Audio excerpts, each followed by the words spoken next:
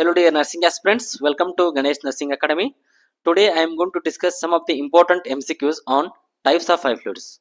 So these MCQs are very important for examination point of view. So all of you carefully listen to this video. Okay. So without wasting time, let's begin with today's sessions. So first question, let's see the first question here. First question, which of the following is a crystalloid solution? Okay. So I have classified the solutions last time when I discussed about the types of eye fluids. So here the question is, which of the following is a crystalloid solution? Option A albumin, option B dextran, option C normal saline or 0.9% NaCl, and option C hetastarch. Okay. So when we describe the types of eye fluids, okay, eye fluids are classified into mainly two types. Okay, that is crystalloid and colloid. Okay, crystalloids and colloids. So last time what I have discussed in the types of eye fluids, all those are the crystalloids. Okay, so like isotonic, I have discussed up the isotonic solution. Okay, then hypotonic solution I have discussed, and hypertonic. Okay, isotonic, hypotonic, and hypertonic. So these are all the classification under the crystalloid solution. And in colloidal solution there are three types of fluids will come. Okay, under the colloidal, that is albumin. Okay, it's the albumin and dextran and the hetastarch. So these are comes under here. Okay, so what is that? That is albumin, hetastarch, and one more is dextran. So these colloidal particles contain some of the dissolved molecules. Okay, they are larger compared to the crystalline molecules. Okay, they are not properly dissolved here. So these will consider to be a volume expander. They will expand the blood volume. Okay, they are used mainly in the volume loss or blood loss. In case of volume loss or blood loss, like a albumin, hetastarch, and the dextran. Okay, so now the question is, which of the following is a crystalloid solution? They asked which of the following is a crystalloid solution. Okay, so the crystalloid solution is here only. The crystalloid solution in this one is a normal saline. Okay, so the right answer is normal saline. Okay, so normal saline is a crystalloid solution, not a colloidal solution. So answer for this question is a option C, normal saline. Next question, let's see the next question. Which of the which IV fluid is most appropriate for patient with a hypovolemia or blood loss? Okay, so just I will wipe out this one. Okay, so what is their question here?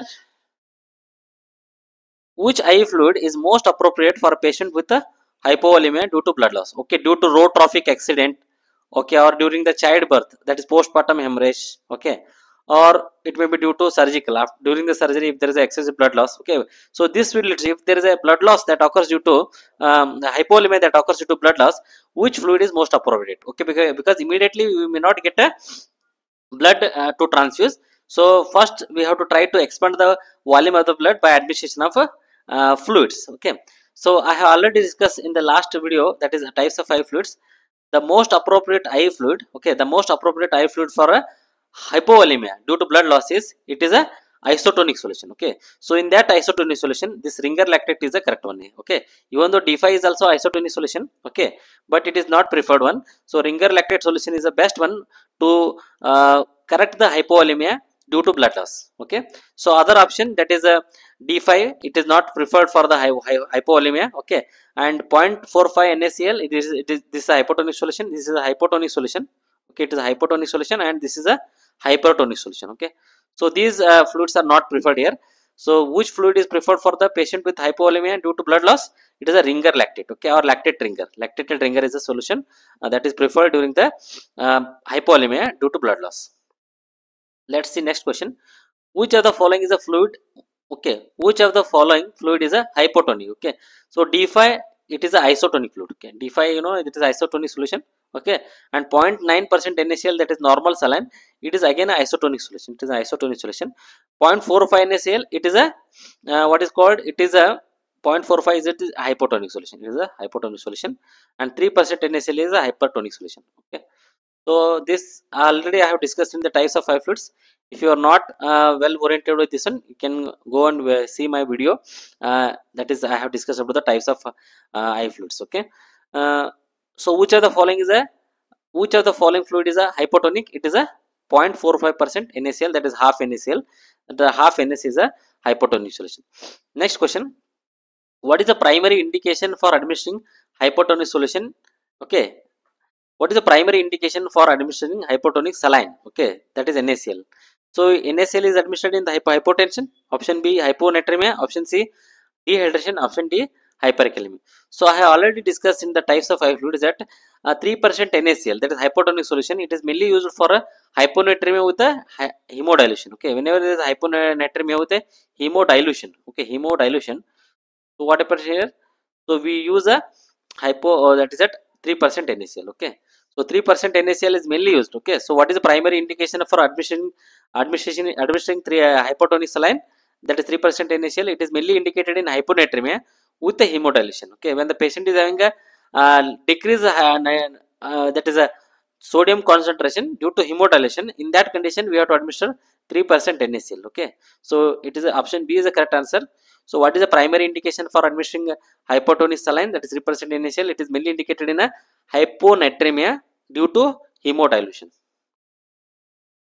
Next question, which eye fluid is best for treating the patient with a cerebral edema? Okay, so cerebral edema, what happens here? There is a, see here, this is brain structure. I will show you here. Here this is brain structure. Okay, this is brain structure. Okay, and here we have blood vessels. This is a blood vessel that is perfusing blood to the brain cells. Okay, so which eye fluid is best for treating patient with a cerebral edema? Okay, so already there is the swelling, the brain cells. Okay, brain cells have already got swollen here. In case of cerebral edema, brain cells are already got swollen. Okay, so we need to take out the fluid. Okay, we need to take out the excessive water content from the brain cells. So for that, what type of fluid we have to administer? We have to administer the hypertonic solution. Okay, we have to administer hypertonic fluids. We have to administer. Okay, so which is hypertonic fluids here? It is 3% NaCl. Okay, so what happens here when you administer 3% NaCl? What happens here? It will increase the plasma osmolality, means the sodium concentration in the blood will increases. Okay, so this will, it's what happens here. There is osmotic flow of water content from the brain cells into the blood vessels. Okay, there is the water will start moving from low solute concentration in their cells into the high solute concentration into the blood cells, into the blood vessels. So because of this, what happens here? There is excessive water will be from the brain cells is lost into the blood vessels. So because of this, excessive water content is lost here, and thereby we can reduce the cerebral edema. Okay, the cerebral edema can be reduced by, okay, by administering the hypertonic saline. Okay, so which eye fluid is best for treating a patient with a hypertonic so which eye fluid is best for treating a patient with cerebral edema?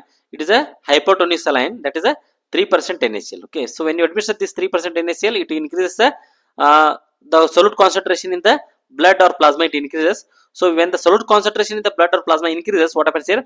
There is osmotic flow of water content from the cells, from the neuronal cells into the blood vessels. So water will start moving from the neuronal cells into the blood vessels. Thereby the cerebral edema will get decreases. And excessive water will be excreted through the kidney. So this is how the cerebral edema can be reduced by using the hypertonic solution, that is a 3% NaCl. Okay, so option A, 0.9% NaCl can be administered, but it is not indicated for cerebral edema. Okay, it will not help in the treating the cerebral edema. 5% dextrose should not be administered. I will tell you why it should not be administered. And hypotonic solution also should not be administered in the case of cerebral edema, because both of these administration of 5D and this half NaCl and half saline, okay, half normal saline, whatever, it will increase the cerebral edema, and it increases cerebral edema, and it also increases the intracranial pressure. So that is the reason why these two fluids are not administered. Okay, next question, let us see next question. Dextrose 5% in a water is classified under, okay, see here, dextrose 5D is classified under which one? Okay, dextrose 5% in water, okay, is classified under, okay, first one is option A, isotonic, option B, hypotonic after metabolism, option C, hypotonic, option D, both A and B. Okay, see, one thing I will let you clarify here, okay, regarding the 5% dextrose. Okay, so 5% dextrose is usually prepared as a isotonic solution. Okay, 5% dextrose is usually prepared as a isotonic solution. Okay, that is the solute concentration present in the 5D. Okay, for example, the solute concentration that is present in the 5D, okay, it is same as a blood. Okay, blood or plasma. if this is blood or plasma, so the solute concentration in the 5D is same as a blood and plasma. Okay, so that is actually 5D. But what happens here, once you administer this 5D, once the 5% dextrose is administered to the patient, okay, what happens here, all the glucose that is present in the fluid, all the glucose that is present in the fluid is get metabolized by the tissues. Okay, the tissues will take the glucose content or dextrose content from the fluid, and immediately the fluid will become a turn into from isotonic into the hypotonic. Okay, so that is the reason why actually 5% dextrose is an isotonic solution. It prepared as an isotonic solution. Okay, but once we administered the glucose content, okay, the dextrose content will get metabolized by the tissues and it will turn into isotonic solution. So that is the reason why it is both as an isotonic solution, okay, and hypotonic solution after metabolism. After administration to the patient, it will turn into hypotonic saline. Okay, hypotonic after administration. So option D, that is a both A and B is the correct answer for the dextrose, 5% dextrose. Okay. Next question, let us see next question.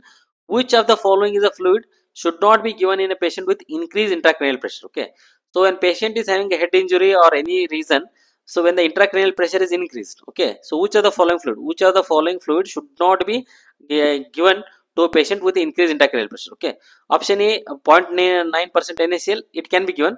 3% NaCl, it can be given. Mannitol can also be given. Okay, these are all hypotonic solution. Okay, these are all.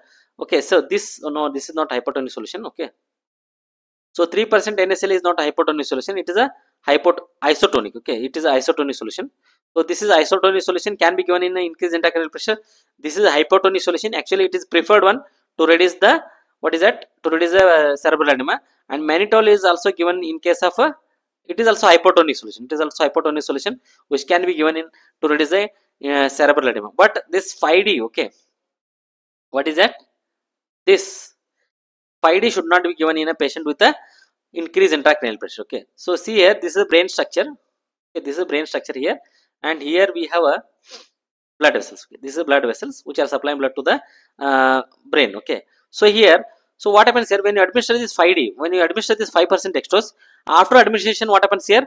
The glucose is get uptake. Glucose will dextrose will taken up by the cells, or the metabolism of glucose will take place, and gradually this 5D will, okay, 5% dextrose will turn into a hypotonic solution, and it increases what? It increases the hemodilution. It increases the hemodilution. That is the solute concentration in the fluid. Plasma, it decreases. So when the solute concentration in the plasma decreases, what happens here? There is more and more. Okay, so what happens? Take an example. These are brain cells. Okay, these are brain cells. Okay, these are brain cells. So after administration of 5% dextrose, once we administer the 5% dextrose, the glucose is started taking uptake by the cells, and this 5% dextrose will turn into hypotonic solution, and it increases the hemodilution. What it causes? It causes a hemodilution. It increases a hemodilution. Okay, so when it increases a hemodilution, okay, so what happens here? The solute concentration in the blood decreases. The solute concentration in the blood decreases. So when solute concentration in the blood decreases, what happens here? The fluid will start moving from low solute concentration to the high solute concentration. Okay, so this will lead to what happens here? The fluid will start moving from blood vessel into the neuronal cells, and that will further increase. It will further increase the intracranial pressure. So that is the reason why that two types of fluids, that is hypotonic fluids. Okay, the hypotonic solutions, that is a half NS. Okay, half NS and 5% dextrose. These two solutions are contraindicated in case of increased intracranial pressure. Okay, because when you administer the 5% dextrose, glucose will be metabolized, and the fluid will turn into hypotonic saline. Okay, hypotonic solution, and it increases the hemodilution, and thereby what happens here? When the fluid or plasma will turn into hemodilution, what happens here? The fluid will start moving from low solute concentration to the high solute concentration, from the region of blood to the into the cells, and that will increase the intracranial pressure. That is the reason why both this half NS and 5% dextrose are completely contraindicated in increased intracranial pressure. Okay, so option C is the right answer here. Next question, let us see next question. What is the main indication for using lactated ringer solution? Okay, why we use the RL? Okay, why you use RL? Okay, what is the main indication for using the lactated ringer solution? Okay, so hyperkalemia. Okay, so lactated ringer solution, RL is contraindicated in, okay, it is contraindicated in that is a hyperkalemia. Okay, so it is not indicated in hyperkalemia because already the ringer lactate containing potassium. If you administer the RL in a patient with hyperkalemia, it further increases the potassium level. So it is contraindicated in hyperkalemia. And metabolic alkalosis, it is in metabolic alkalosis it is contraindicated. Okay, it is contraindicated because it will cause further alkalosis. Okay, it's contraindicated, and it is mainly indicated, RL is mainly indicated in the case of volume replacement and burns. Okay, so already you know that we have used a Parkland formula. Okay, Parkland formula we use. Okay, so this Parkland formula mainly we use for the fluid resuscitations, and what fluid we use? Usually we use the RL. Okay, so the main indication for using RL solution is it is used for the volume replacement in a burn or trauma patients. Okay, this is the correct answer. And cerebral edema will not. It is not a preferred solution. Instead, we use a what is that? We use a normal saline. Normal saline is the preferred drug. So answer for this one is, what is the main indication for using a lactated ringer solution? It is mainly used for a volume replacement in burn and trauma. Next question. Which eye fluid is preferred in a patient with metabolic acidosis? Okay. Option A 0.9% NaCl. Option B lactated ringer. Option C 3% NaCl. Option D 5% dextrose. Okay. So here when the patient is suffering from metabolic acidosis, we usually use a lactated ringer solution. We use a RL solution. Okay. Because RL solution contains lactate. It contains what? A lactate. That lactate acts as a buffer. It is acted as a buffer solution. Okay. And it helps to correction of metabolic acidosis. It helps to correction of the metabolic acidosis. So that is the reason why lactated ringer solution is mainly used for the metabolic acidosis, because it contains the lactates that acts as a buffer for the correction of acidosis, and it is a preferred eye fluid for the correction of metabolic acidosis. So option B lactated ringer is the correct answer here. Let's see last question. Which of the following fluid should be used with a caution in a renal failure patient due to risk of hyperkalemia? Okay. See here, in the patient with a renal failure, there is a risk of hyperkalemia. All the renal failure patient. Okay. Here all the renal failure patients are having a hyperkalemia. So renal failure patient are usually they also have a hyperkalemia. That is, the potassium level in the blood increases. Okay. So when they already have a hyperkalemia, so which eye fluid should not be administered? It is a ringer lactate. Okay, ringer lactate should not be administered because ringer lactate already contains KCl. It also contains potassium chloride, that is 0.04 gram. Okay, for every 100 ml solution. So if you administer RL solution, again it will increase further. It will increase the serum potassium level. So that is the reason why this RL is contraindicated in the case of hyperkalemia.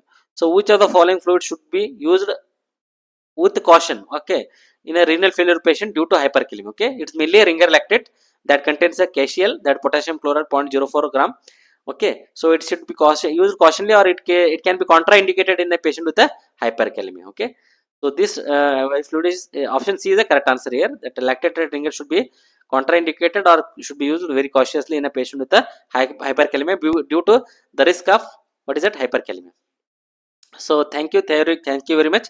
So with this we have discussed the important MCQs on types of eye fluids. Okay, I hope all of you have cleared with these MCQs. Okay, so thank you very much for patient listening. So in next video we will discuss some other topics. Okay, thank you very much.